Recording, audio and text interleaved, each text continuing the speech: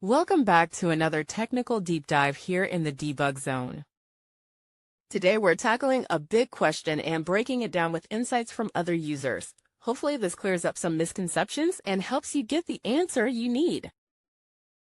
So buckle up, stay a little curious, and let's jump right in.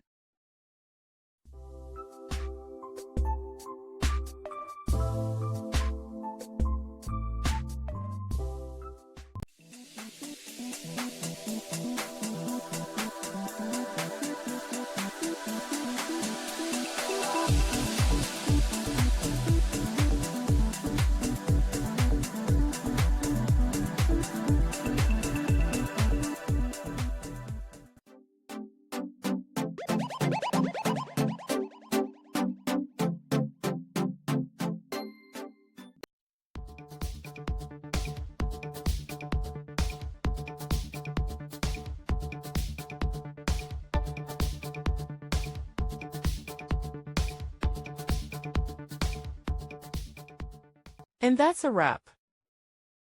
I hope you found the answer you were looking for. If you did, take a second to hit that subscribe button. It really helps out.